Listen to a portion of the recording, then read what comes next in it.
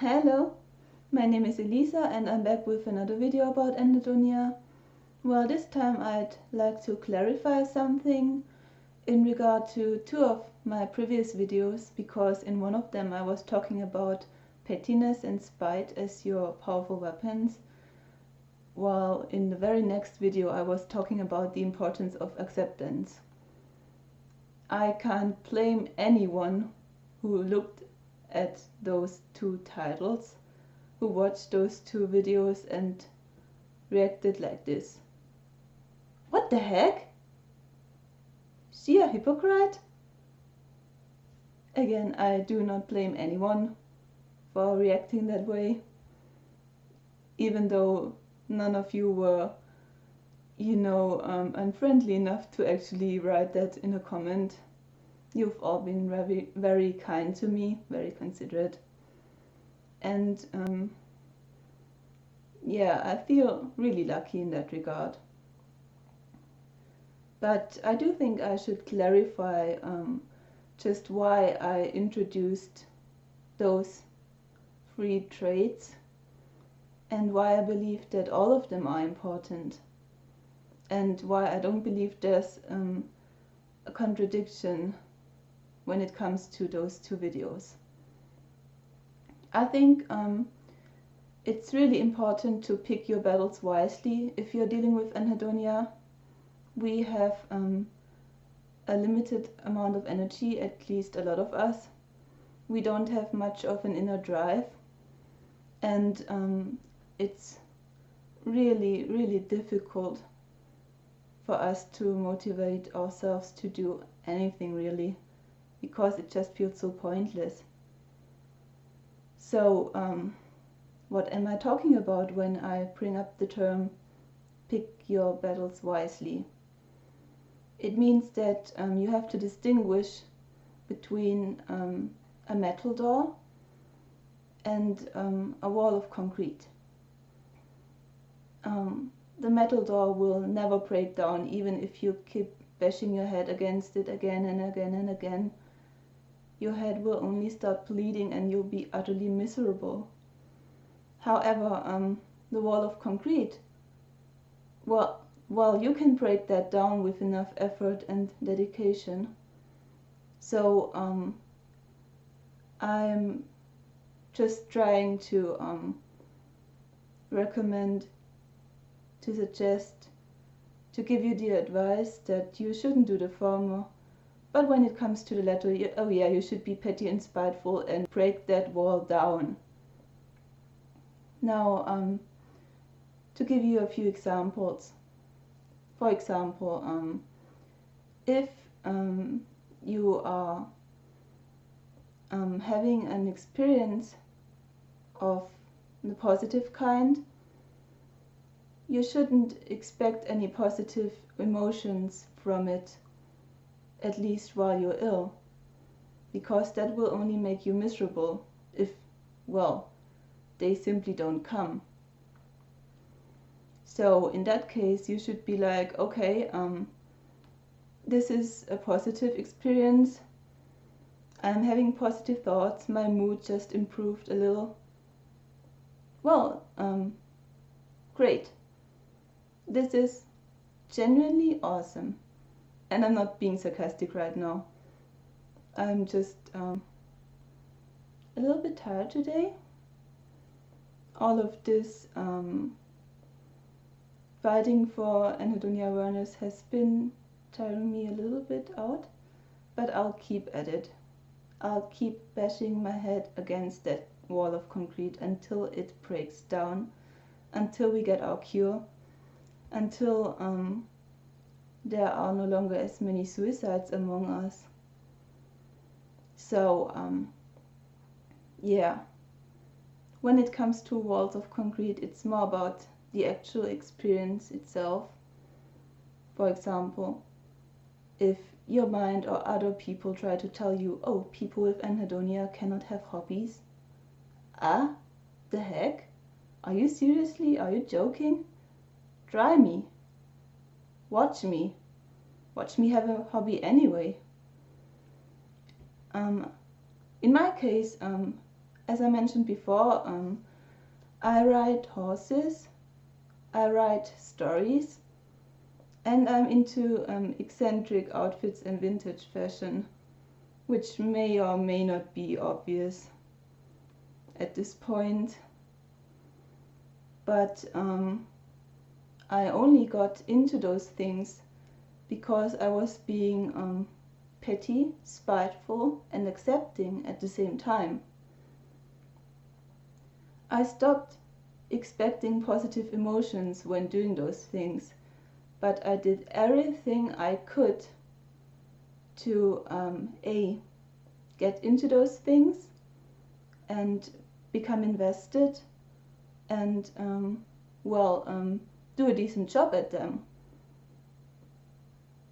But again, I stopped expecting any positive emotions while doing them. In order to ride horses, I had to get rid of my anxiety, for example, so I had that treated.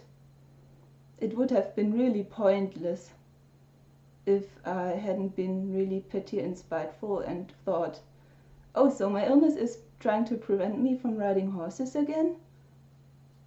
Try me. I'm so going to ride horses again, and I'm having a super good mood while doing it.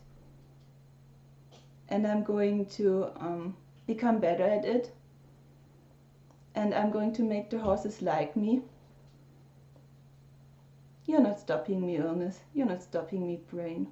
Watch me. And it turned out pretty well, I'd say. My mood is spectacular when I'm riding horses. And I even stopped dissociating when I'm outside while riding a horse.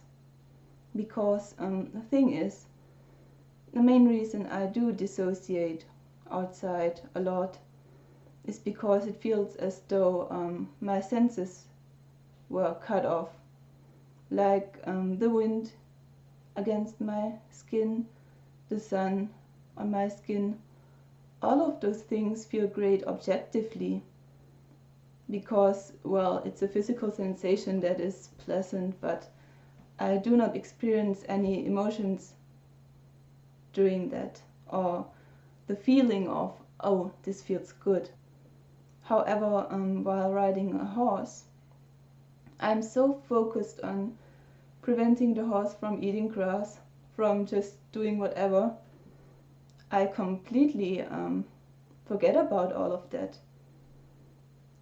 And I even, at times, because I'm no longer so focused on it, I even do come to think, oh, this feels good.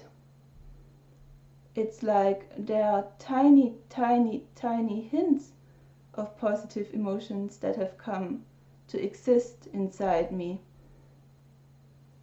So yeah, I think it's only because I stopped expecting the impossible that I was able to reach that point. That I was able to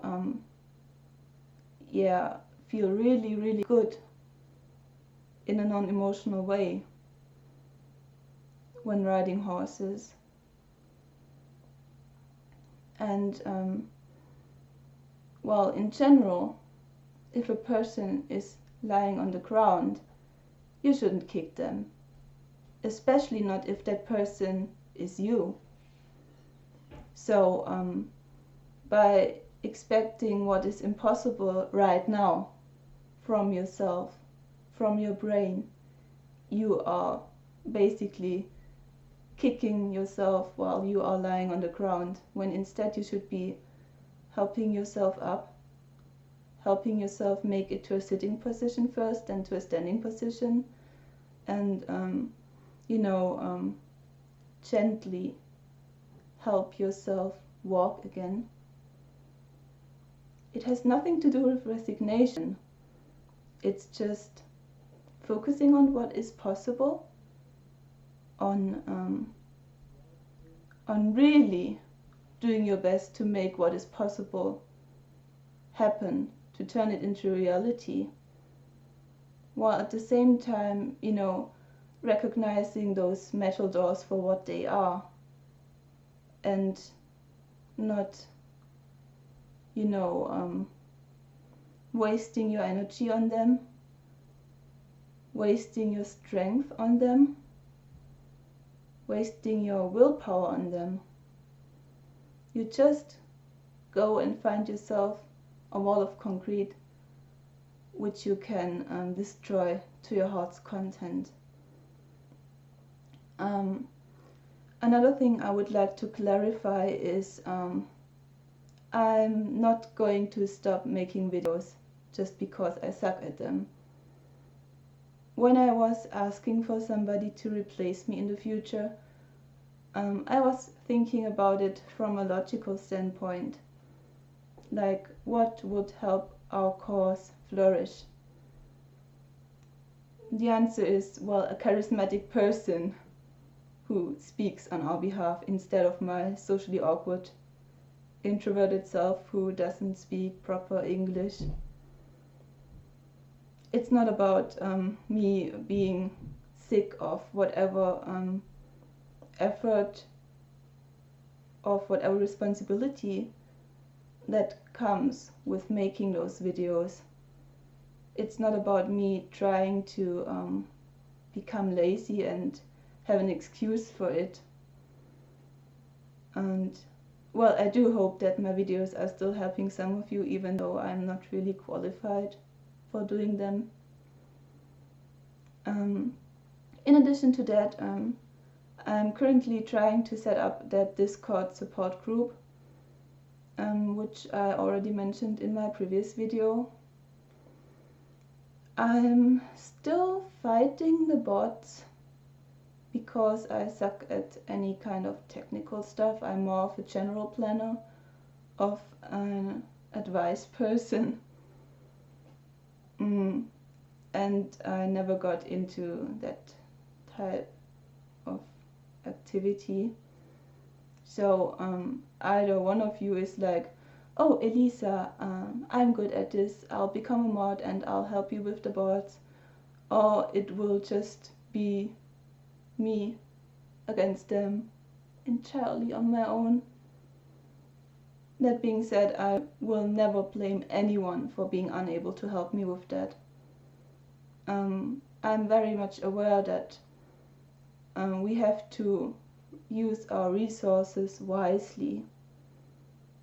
So if you are occupied with more important matters right now, don't feel bad when focusing on them instead. Again, I'll do my best, even if I have to be on my own while doing it. Again, please take care of yourselves, treat yourself with kindness, with consideration, with patience, and be really petty and spiteful when life or other I'm trying to not use a bad word right now.